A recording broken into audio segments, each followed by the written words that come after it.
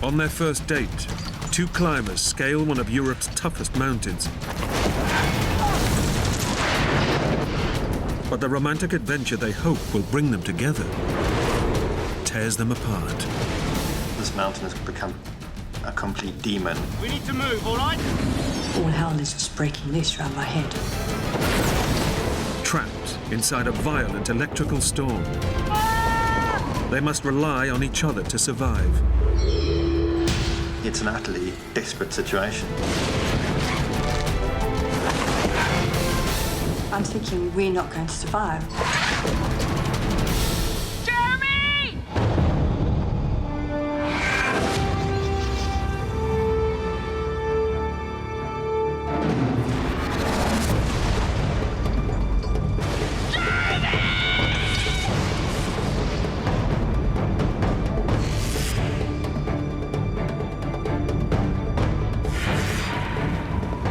I'd rather be here with you than anyone else.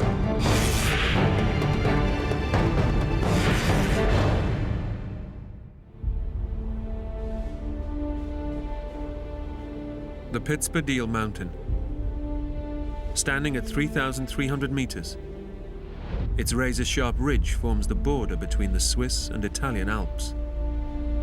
People come from all four corners of the globe to do this climb and to test themselves on this mountain.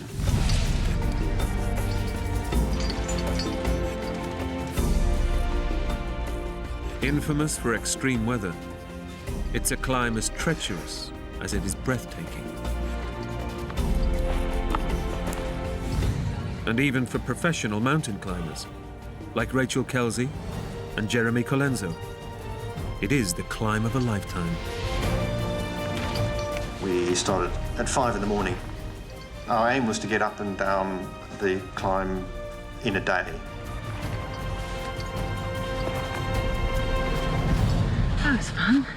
It was a wonderful feeling because we just moved so quickly and easily up this mountain.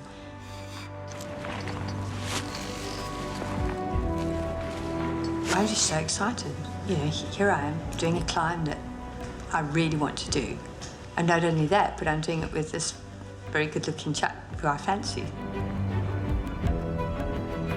Just great to be there with someone who's both a climbing partner, but also someone who you're becoming very fond of. I was quite attracted to his quiet but confident nature. Climbing. And really liked a sense of adventure and just relaxed personality. This romantic adventure is actually Rachel and Jeremy's first real date.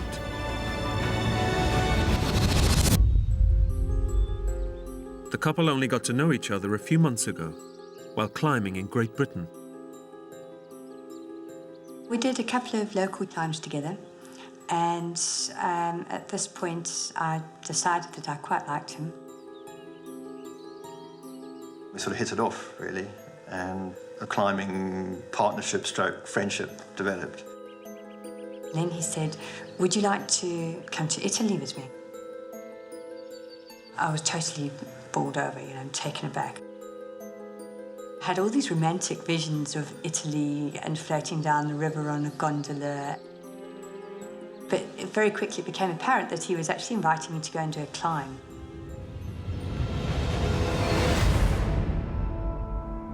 We planned and prepared meticulously.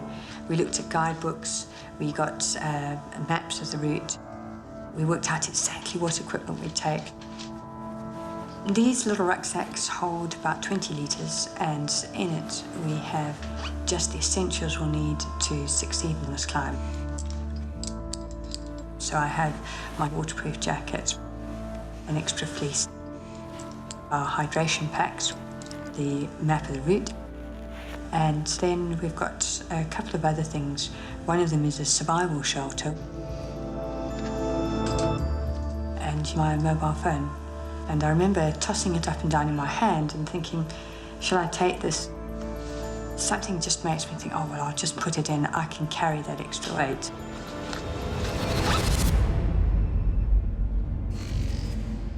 Jeremy and Rachel are ascending the Pittsburgh mighty North Ridge. The grueling climb up and then down the mountain should take them 14 hours. Weather permitting, their plan is to be back at base camp well before nightfall. We were making incredibly good time. We didn't feel like we were rushing. We felt like it was just going really well. Jeremy is ahead, the rope's leading down to me. And I get to this point where I pull over onto this boulder. The whole thing wobbles.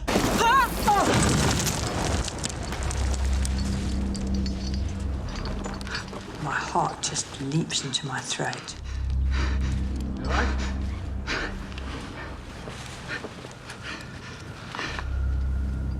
These moments when things nearly go terribly wrong, you have to just take a few deep breaths and recollect yourself and then keep going. If you're not scared at all on a climb, it's probably not the right challenge for you. 2 hours later, and Jeremy and Rachel have overcome the most technically challenging part of the climb. Now, over 3,000 meters up the North Ridge, the couple are only minutes from the summit. We reach a point where there's a bit of snow. I'm feeling completely excited. We're in spitting distance of the top of this climb. The sun is out. It's just a wonderful, fresh afternoon, and it seems perfect.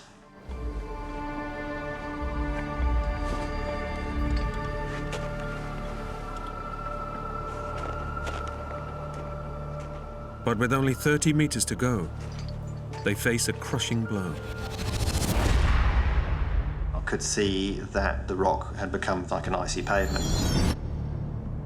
But if you turn that pavement vertically and then try and climb it, you get an idea of what you're confronted with.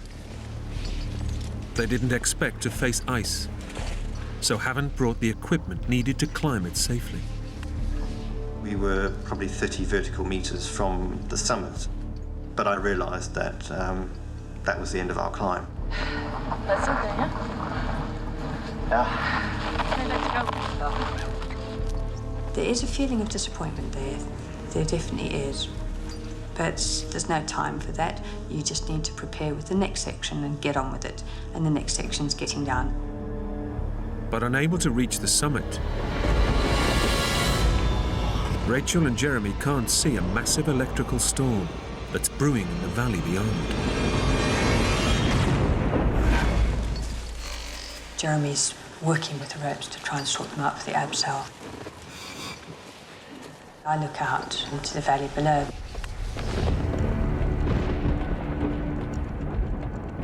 And I notice these clouds swirling in.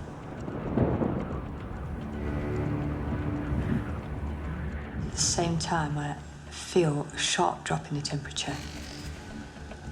And I just know inside that this is heralding a storm, and we've got to get out now. Jeremy, I think we better stop moving.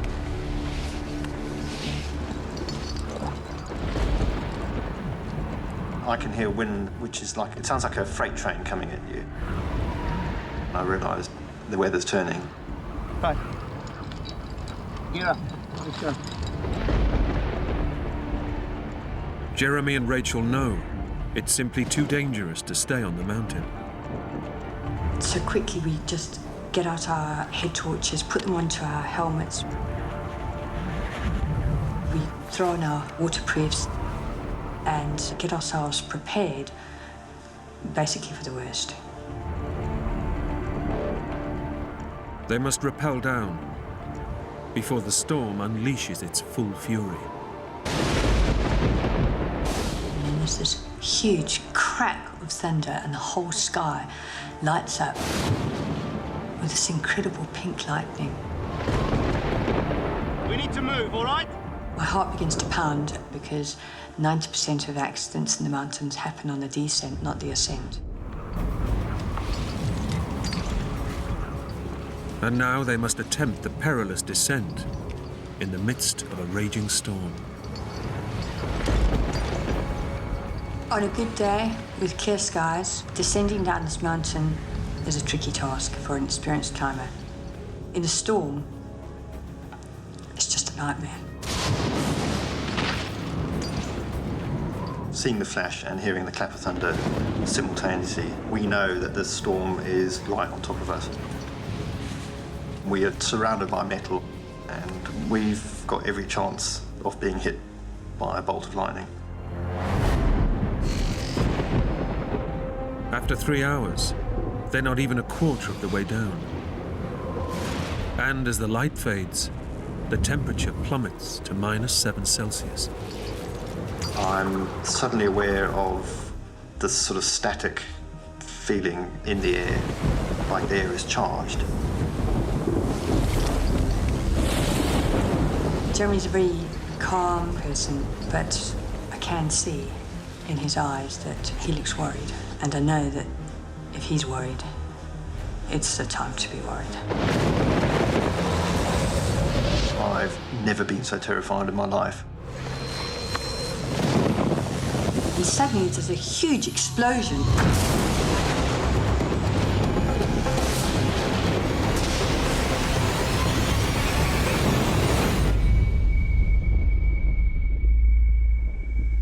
I'm thinking we're not going to survive. It's incredibly hard not to panic whilst all hell is just breaking loose around my head. In the heart of the storm, lightning is striking all around them. Every time I hear the thunder crash, I think, is that me? Is that me?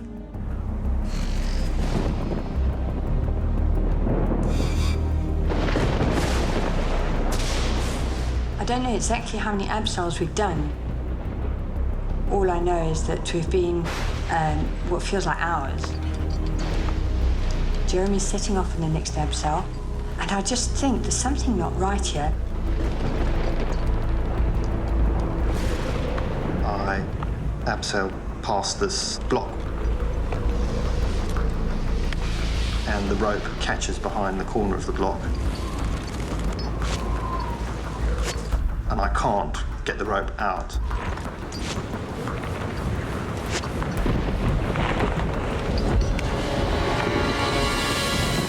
It suddenly all clicks. Jeremy! This is that really wobbly boulder that we passed on the way up. And his rope has slipped right around it. Rachel realizes that pulling the rope free risks dislodging the giant boulder teetering above Jeremy's head. And I shout to him, Don't flick your rope! Jeremy! Don't flick your rope! he can't hear me. The storm is so loud, he can't hear me. Jeremy has no idea that a quarter of a ton of rock, only meters from his head, is loosening with every single tug.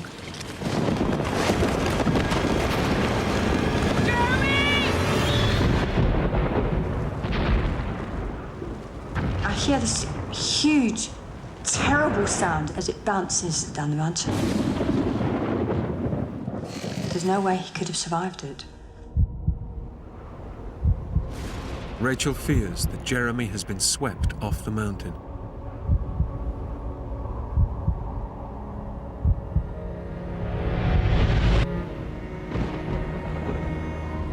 Eventually, I opened my eyes. It was a huge rush of relief and surprise to see him there. I look up at Rachel. She's looking down at me, and I go, that missed me by that much. If it had hit me, that would have been me. I would have been dead.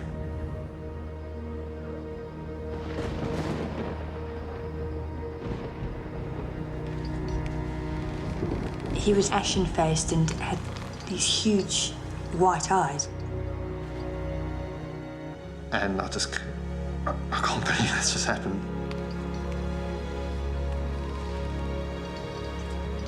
And then he just put his head down and carried on abseiling. Jeremy knows that if they are to survive, they must continue down the mountain. But the storm is intensifying. Now I felt like our days were numbered, our minutes were numbered, and I just knew it wasn't a case of if, it was a case of when.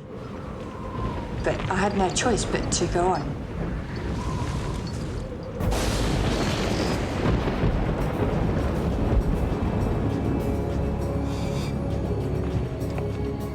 As they press on, Jeremy and Rachel face a new challenge. It's becoming increasingly difficult to find the features that we passed on the way up. We pulled out our guidebook and we tried to work out where we were, and we just couldn't. Can you see this? Here. Okay, look for that. You're now looking at a different mountain, a different ridge to the one that you ascended.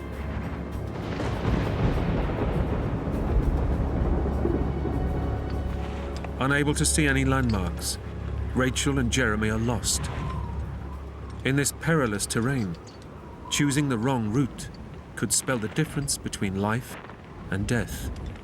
We're now at a decision-making point. What do you reckon? I pointed down and he nodded. All right. I hope you're right, eh? Unable to see what lies below, they could be rappelling straight over a precipice. Jeremy insists on going first. The last thing I remember seeing was the red hood and his head torch. And then I was alone. And it was very, very frightening. I find myself on the lip of an overhang.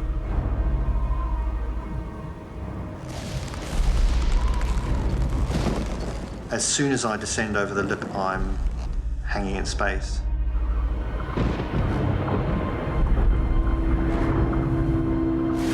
Below, there's a black, inky void. I had no way of knowing whether this was the right way. And it was too late to call him back.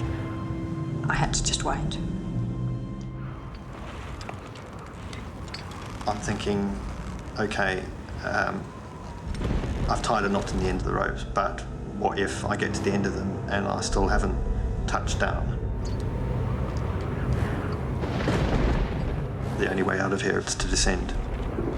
Jeremy has only 30 meters of rope left, but the void below could be hundreds of meters.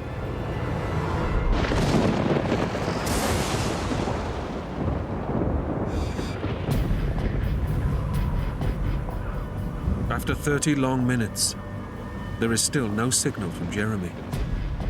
And knowing the dangers that surround them, Rachel fears for his life. I had a horrible feeling that he'd been struck by lightning. Or else he was stuck with no way back up and no way down.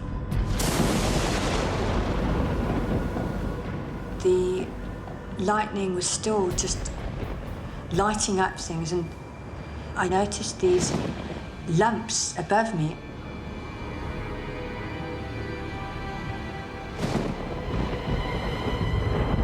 These were actually pitons, which had been banged in a line. Suddenly I knew exactly where we were. The position of the pitons tells Rachel they've strayed from the main ridgeline. Jeremy! Jeremy! And Jeremy is now descending into a 600-meter void with just 30 meters of rope. We must have gone 10 meters, of course, if that. And yet, the ramifications could spell the end for us.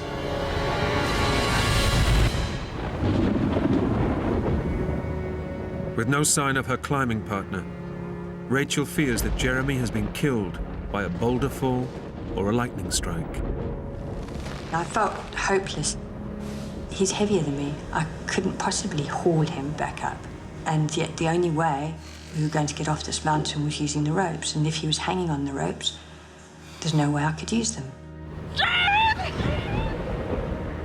I would have had no option but to actually sever the rope. She faces an unthinkable dilemma. Stay here, roped to a dead man, and face a slow death, or contemplate cutting the rope and escape. I was just praying. I was absolutely praying and hoping that I wouldn't have to do it. But down below, Jeremy is actually still alive. He's reaching the end of his rope, with nearly 600 meters of clear air still below him. My gut feeling was that we made the wrong decision. I need to go back up the ropes. It's a desperate blow. Jeremy has rappelled down 30 meters. He's exhausted, but his only option is to climb back up.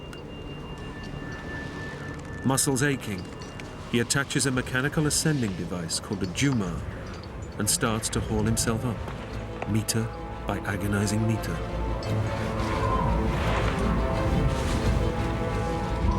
I'm doing these pull-ups whilst being battered by this 70-mile-an-hour wind. It's just horrendous.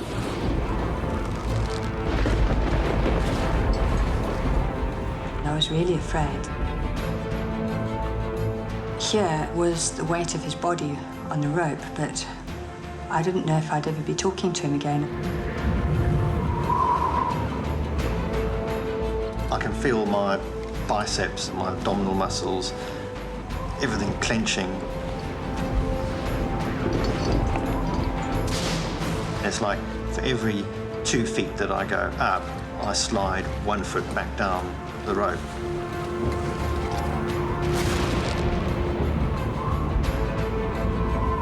Rachel knows that time is running out. Unaware that Jeremy is climbing back up the rope, she prepares to make the toughest decision of her life.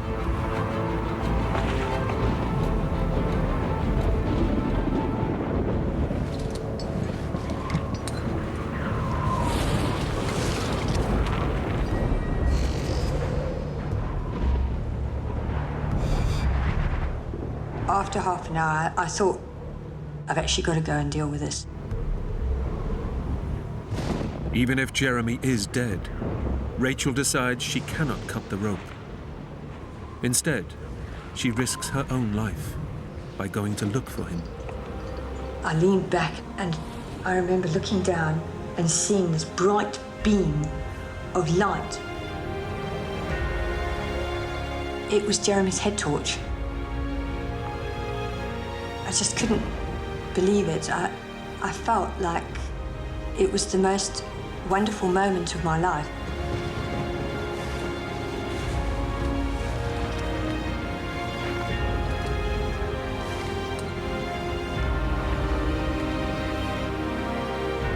I just completely forgot about the storm and where we were, and I gave them this massive hug. So pleased to see you. Okay? I was just so glad to be back. The reunion brings home what they now mean to each other. But still, 3,000 meters up a storm-lashed mountain, Rachel and Jeremy remain in grave danger. If they're to survive the freezing night, the next challenge is to find shelter. And their only hope is to reach a small ledge 20 meters away. I'll go first, and then you follow, all right?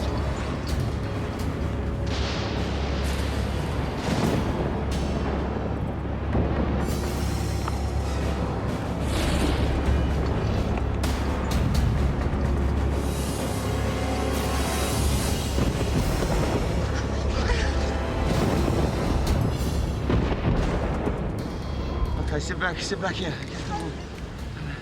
We've been through hell. Now we've landed on this ledge. But it's halfway up the mountain.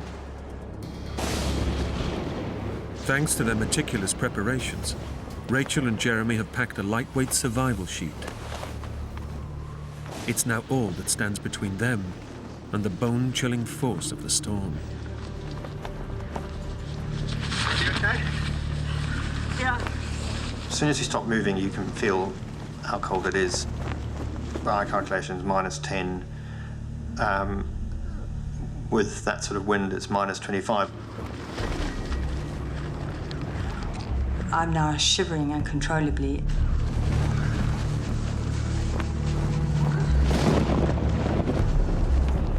My fingers had gone completely white and were starting to freeze with frostbite.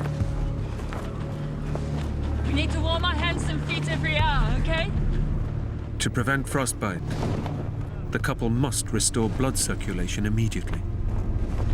This is gonna hurt. Just do it.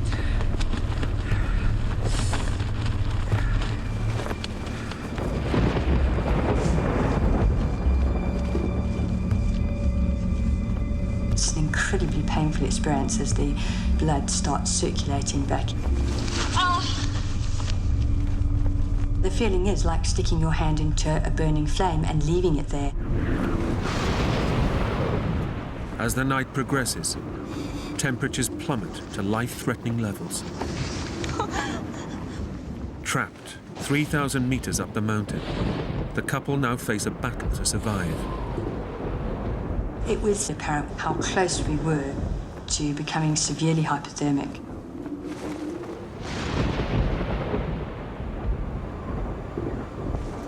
The couple know that as hypothermia takes hold, the decreased oxygen flow to the brain will cause drowsiness, then death. It's vital they stay awake.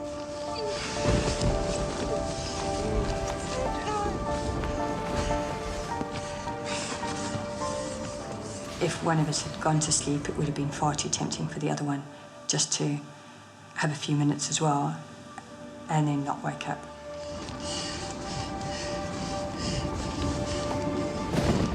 In this situation, your climbing partner is your biggest asset.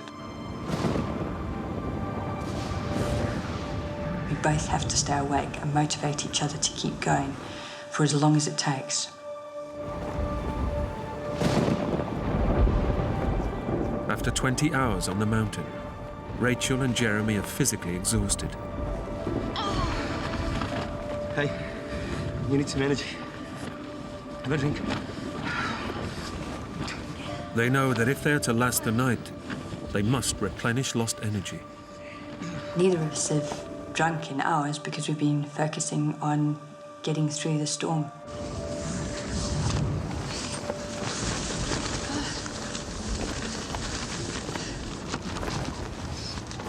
So we pull out our liquid carbohydrate packs, which are now just solid ice.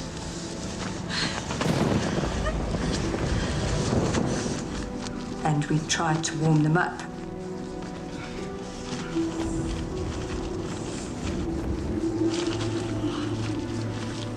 It makes no difference at all.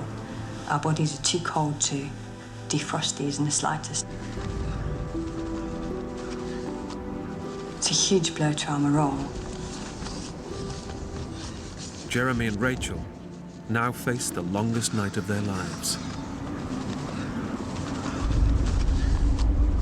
It's too frightening for me to think about what on earth is going to happen next. I reckoned we had about a 30% chance of survival.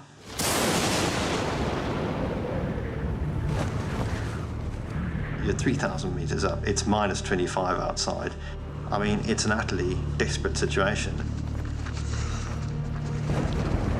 I was sitting back and I felt this lump.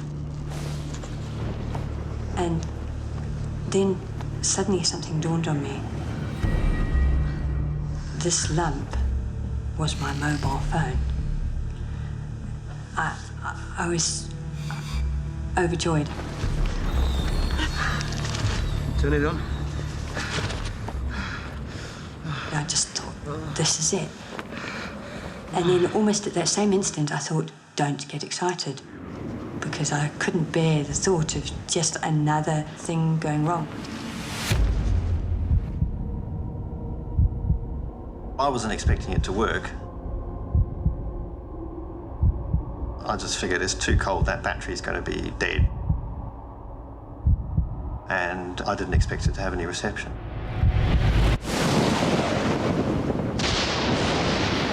I just prayed, I just thought, please, please. Yeah! It was just like a golden moment. A couple of bars of battery life and then 3 bars of reception.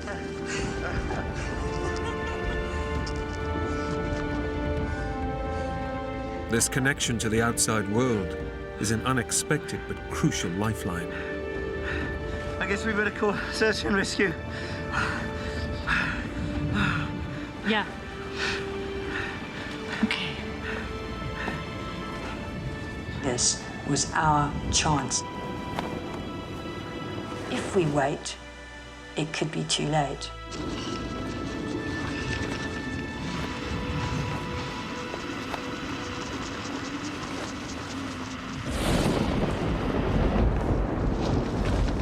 I couldn't get through.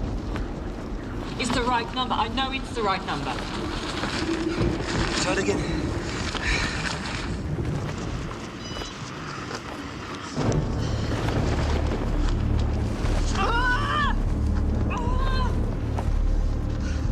Unable to call for help, Rachel realizes that the storm must be interfering with the signal on her mobile phone.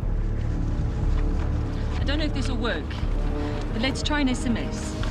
Then we decided that we were going to send a text message to one of our most reliable friends. Try Avery. No? Keep it simple.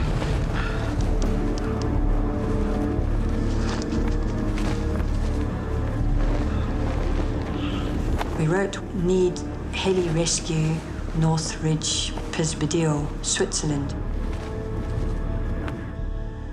And then we pressed the send button. And it was like sending a prayer.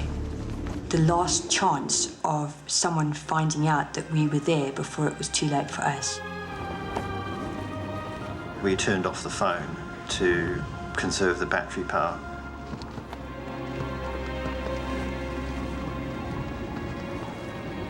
The focus is now on surviving. While sending the message has given them hope, there is still no respite from the storm. We were aiming for dawn. We didn't know what dawn had to hold because, if anything, the storm just appeared to be getting worse.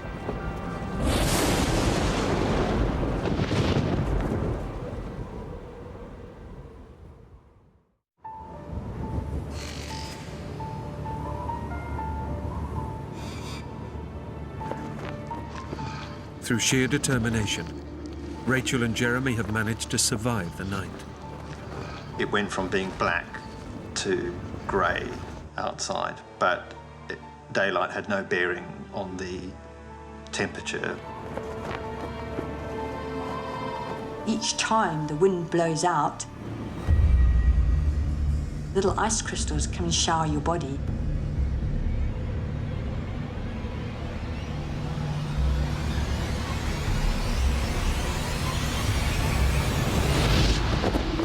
We were becoming cocooned in ice, and literally our clothing was starting to freeze onto our body.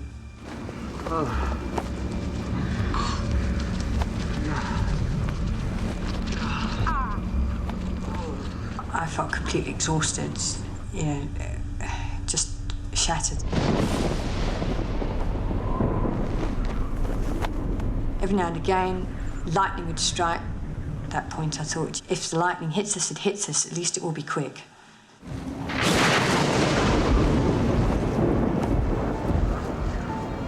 There's no way we can descend. it would have been a suicide mission. Exhausted and hypothermic, trying to rappel off the storm-lashed mountain is impossible. Right. Let's see if we got an SMS.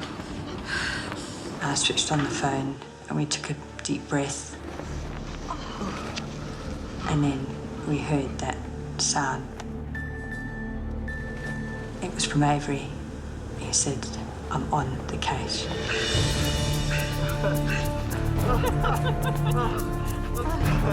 Rachel's close friend, Avery Cunliffe, has received the message and contacted the emergency services.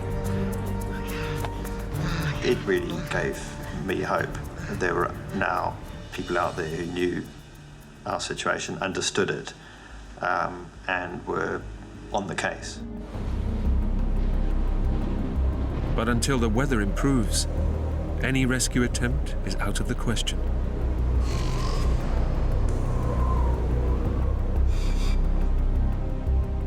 After 10 long hours, a break in the storm offers the climbers a glimmer of hope. And then we hear a tiny, tiny sound over the wind. Do you hear that? Sort of whop, whop, whop, whop, whop. And you can't tell if it's the wind or a helicopter. And then it gets louder and you become more and more definite, more and more clear that, yes, this is the helicopter. Over here! Hey!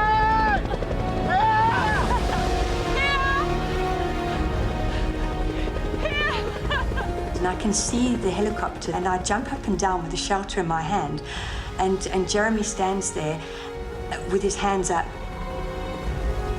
There was complete relief and elation.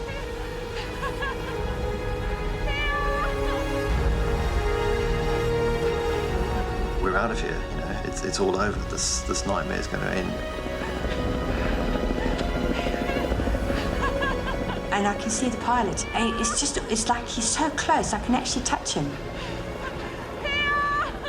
I'm waiting for this man or this rope to come out of the helicopter, and it doesn't happen.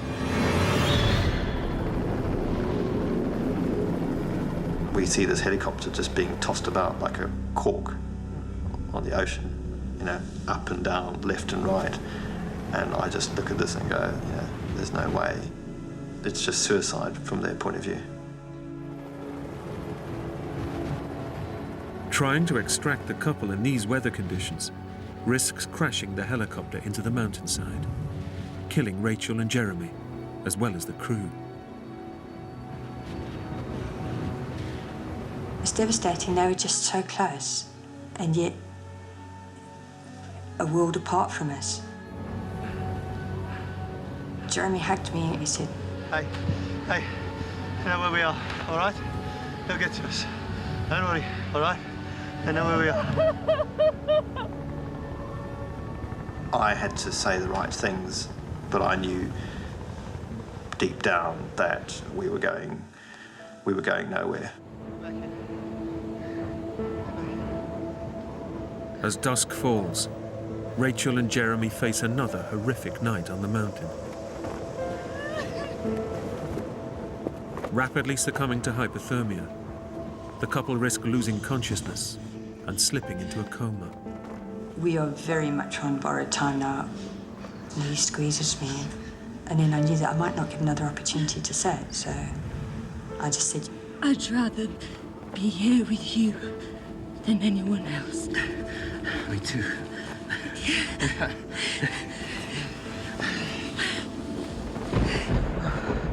it's horrible because we're not going to make another night.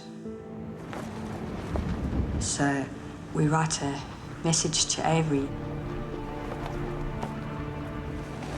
We wanted them to know that if we were not evacuated within the next 12 hours, we would most certainly die.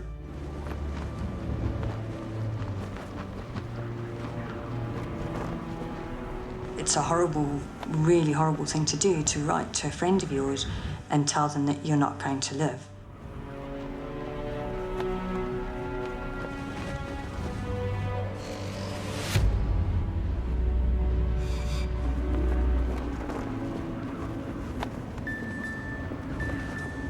It feels like there's no time at all, and then there's a reply, and I feel sick when I see what he's writing back to me. And he says, "Shall I call your family?"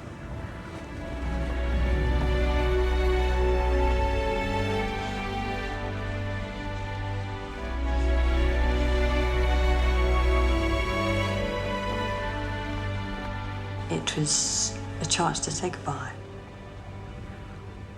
But it's like something huge wells up inside me, and I just say, No, we're not gonna do this. We've got to keep fighting, Jeremy, we've got to. I can't say goodbye. I just couldn't do it. We've got to keep on, we've got to keep going. I just couldn't bear the pain of the thought of saying goodbye. But despite her determination, Rachel knows this is a fight they may not win. I close my eyes and put my hands together and I start praying. It's an incredibly humbling experience praying for your life.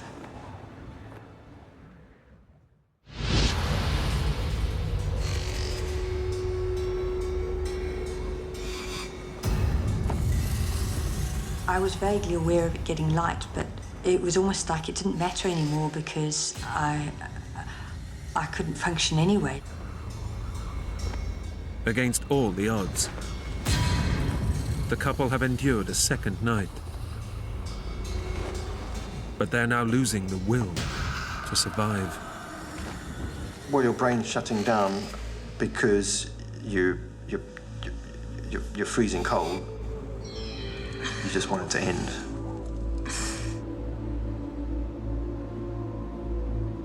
And then it just suddenly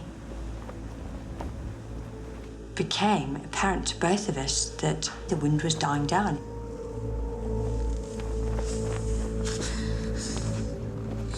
Rachel realizes that the weather is improving and seizes the opportunity.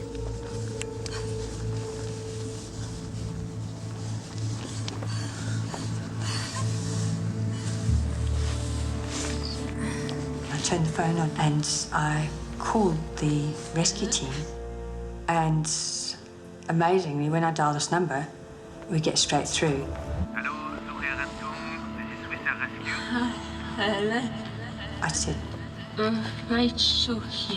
which I knew was my voice, but I didn't know what was coming out of it. It was like being drugged. Hello, Rachel. And I heard this really ecstatic sound on the end of the phone, almost like someone who incredibly surprised. They couldn't believe that we were actually alive. Okay, we're going to send... They tell us that they're going to make a rescue attempt at 7 o'clock. But I don't want to get too excited. Jeremy and Rachel know this rescue attempt is their last chance.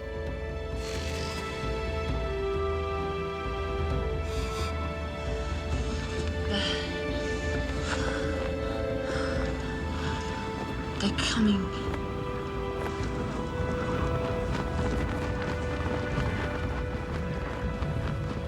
Jeremy said it's coming up the ridgeline, and we couldn't see it yet, but we could hear the direction.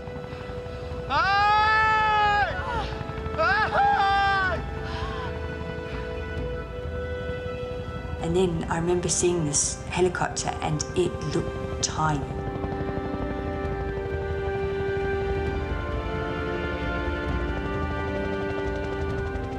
This mountain is huge, and there was this tiny little black dot working its way towards us, and then suddenly it just became bigger and bigger, and then it was right there.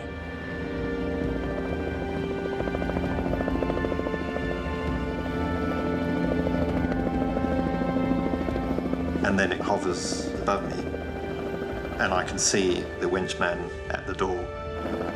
I can see his face.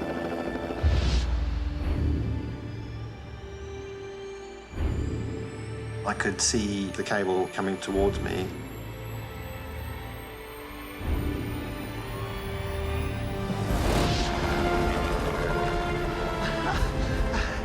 that's when it sunk in that, you know, we'd made it. It's a fantastic feeling, you know, you've made it, and yeah, you're going to have another chance.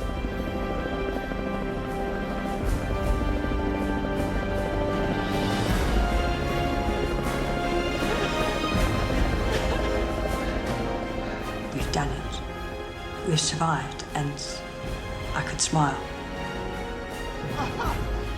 I knew we were alive now.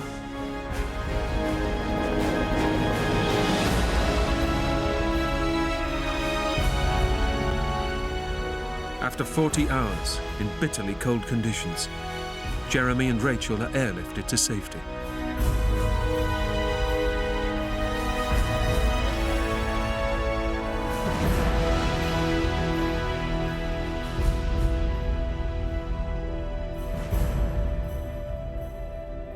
Thanks to their survival efforts, the couple suffered no long-term damage, and both made full recoveries. However, their experiences on the mountain did have a lasting effect. Those 2 days changed my life. I'd set out with someone who I thought was good-looking, a good climber, and now suddenly here was someone who I had this incredibly close connection with. Someone who, as long as I lived, would be in my mind. Someone who would stand by me and be with me every step of the way.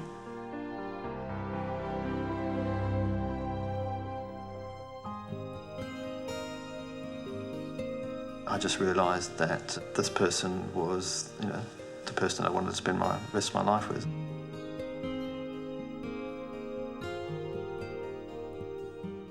Each day I wake up and I just feel so happy to be alive and so thankful. I'm now married with 2 lovely daughters. Every day is a blessing, every day is a gift.